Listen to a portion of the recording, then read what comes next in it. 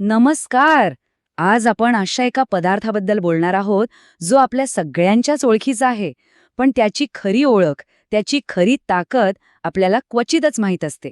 हो, आपण बोलतोय शेंगदाण्याबद्दल, आपला स्वतःचा गोल्डन नट. कधी विचार केलाय की तो जो एक छोटासा, साधा दिसणारा शेंगदाण्याचा दाणा असतो ना, त्यात नेमकी किती शक्ती दडलेली असेल? चला तर मग आज आपण या दाण्यामागचं सगळं रहस्य उलगडून बघूया. तर आज आपण काय काय बघणार आहोत. सगळ्यात आधी या गोल्डन नटची ओळख. मग तो जमिनीत कसा वाढतो हे एक मोठं रहस्य आहे, ते बघू. त्याच्या आत काय दडलंय म्हणजे त्याची पोषण मूल्य. मग त्याचे आपल्या आरोग्याला होणारे फायदे, स्वयंपाकघरातले त्याचे वेगवेगळे उपयोग आणि हो, सगळ्यात शेवटी काही महत्वाच्या गोष्टी ज्या लक्षात ठेवायलाच हव्यात. बरं, तर सुरुवात करूया ओळखीपासून. शेंगदाणा, आपण त्याला भुईमुगही म्हणतो, इंग्रजीत पीनट. हा आपल्याकडे इतका सहज उपलब्ध आहे नाही का? विशेषतः महाराष्ट्र आणि गुजरातमध्ये तर याची लागवड खूप मोठ्या प्रमाणावर होते. पण गंमत म्हणजे हा फक्त टाइमपास म्हणून खायचा पदार्थ नाहीये. त्याच्यामागे एक जबरदस्त कहाणी आहे, त्याच्या उगवण्यापासून ते आपल्या आरोग्यापर्यंत. आणि ही कहाणी सुरू होते त्याच्या उगवण्यापासून. शेंगदाण्याला जमिनीत दडलेला खजिना का म्हणतात माहितीये?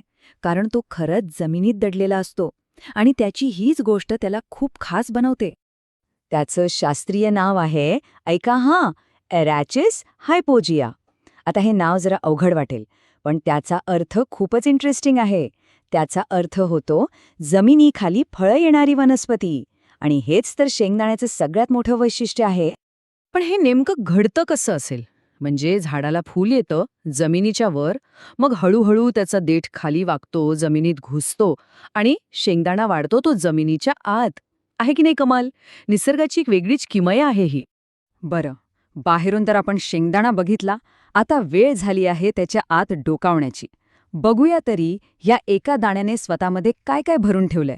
सगळ्यात महत्वाचं म्हणजे शेंगदाणा हा प्रोटीन, हेल्दी फॅट्स आणि फायबरचा खजिना आहे.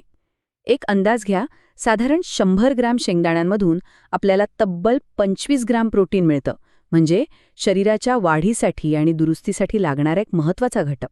आणि गोष्ट इथेच संपत नाही. यात व्हिटॅमिन ई, बी कॉम्प्लेक्स व्हिटॅमिन्स, शिवाय मॅग्नेशियम, फॉस्फरस, पोटॅशियम, लोह अशी एक मोठी यादी आहे महत्वाच्या खनिजांची. म्हणूनच म्हणतो हा खरं तर सूक्ष्म पोषक तत्वांचा एक छोटासा पॉवर हाऊस आहे. ओके, तर मग ह्या सगळ्या पोषक तत्वांचा आपल्या आरोग्यावर काय परिणाम होतो, म्हणजे याचे फायदे तरी काय आहेत? चला आता बघूयात या आपल्या गोल्डन नटचे काही पराक्रम. सगळ्यात पहिला आणि महत्वाचा फायदा म्हणजे आपलं हृदय. शेंगदाण्यामध्ये जे हेल्दी फॅट्स असतात ना, ते शरीरातलं वाईट कोलेस्ट्रॉल कमी करायला मदत करतात. सोपं आहे, रक्तवाहिन्या मोकळ्या राहतात आणि आपलं हृदय एकदम तंदुरुस्त राहतं. आता हृदयाचं तर झालं, पण मेंदूचं काय?